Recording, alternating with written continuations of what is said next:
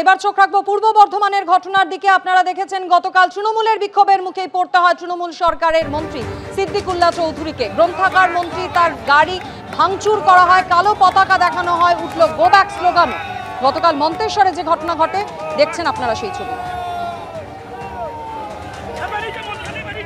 আর এই ঘটনায় এবার পুলিশ 5 জনকে গ্রেফতার করলো। সেই বিষয়ে বিস্তারিত জানতে কথা বলে নেব রানা দাস, আমাদের প্রতিনিধি আমাদের সঙ্গে রয়েছেন। রানা, গতকালকের ঘটনায় এই 5 জনের ঠিক কি ভূমিকা ছিল? দেখো, তোমাকে প্রথমেই বলে রাখি, গতকাল যে ঘটনা দেখা গেছে মন্ত্রী সিদ্দিকুল্লাহর ওপর বারবার সেখানে কালো পতাকা দেখানো এবং তার গাড়িতে হামলা চালানো হয়, এবং সেই ঘটনায় তোমাকে প্রথমেই বলি যে পুলিশ একটি স্বতঃপ্রণোদিত মামলা রুজু করে এবং রাতভর তল্লাশি চালিয়ে এখনো পর্যন্ত 5 জনকে গ্রেপ্তার করা হয়েছে, যারা কিন্তু এই যে সিদ্দিকুল্লাহর গাড়িতে ভাঙচুর করেছে তার সঙ্গে যুক্ত রয়েছে এরকমই কিন্তু মনে করা হচ্ছে। তবে এখনই তাদের পরিচয় পুলিশ জানাতে চাইছে না, এবং আরো বেশ কয়েকজনকে আটক করা হয়েছে এবং বাকিদের খোঁজে তল্লাশি চলছে।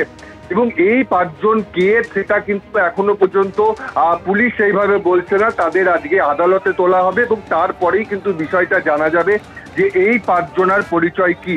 অন্যদিকে সিদ্দিকুল্লাহ চৌধুরী তিনি যেটা জানিয়েছেন, কালকে রাতেই তিনি তার বাড়িতে চিকিৎসকরা এসেছিলেন, তাকে দেখেছেন, তিনি আপাতত সুস্থ রয়েছেন। এছাড়াও দলের একেবারে উচ্চ পর্যায়ের নেতৃত্ব তার সঙ্গে সকালে যোগাযোগ করে এবং সেখানে বলে যে দলের একেবারে নেত্রী অর্থাৎ মুখ্যমন্ত্রী মমতা বন্দ্যোপাধ্যায় তার শারীরিক অবস্থার খোঁজ নিয়েছে এবং ব্যবস্থা নেওয়া হবে এবং দল কাউকে ছাড়বে না, এবং এই কথা সিদ্দিকুল্লাহ তিনি বলেছেন।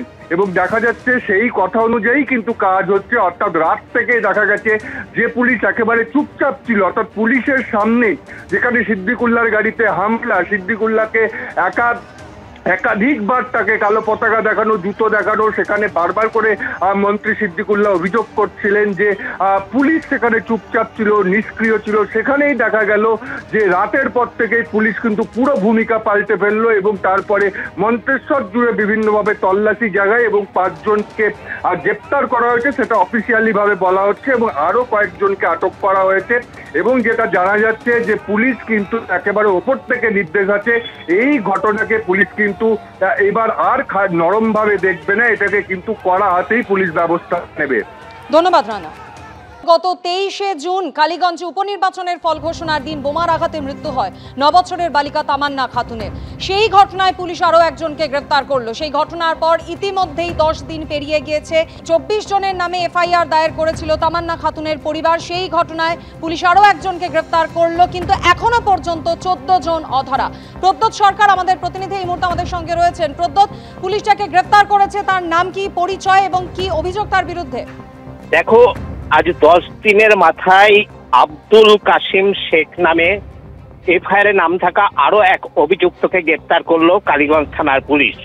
পুলিশ সূত্রে যেটা জানা যাচ্ছে, সে পলাশী তেজনগর এলাকায় এক আত্মীয়র বাড়ি লুকিয়েছিল। গোপন সূত্রে খবর পেয়ে তাকে গ্রেপ্তার করে পলাশী কালীগঞ্জ থানার পুলিশ। আজ তাকে 3 দিনের পুলিশ রিমান্ড চেয়ে কৃষ্ণনগর জেলা আদালতে পাঠানো হবে। মাধুরী। ধন্যবাদ প্রদ্যোৎ।